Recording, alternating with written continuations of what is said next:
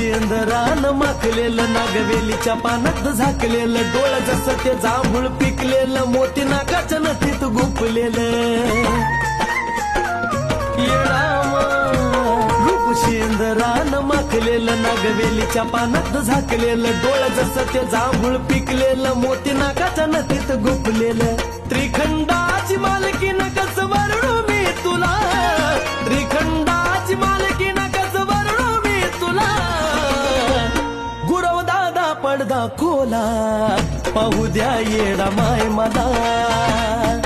गुरव दादा पडदा खोला पाहू द्या येडा माय मला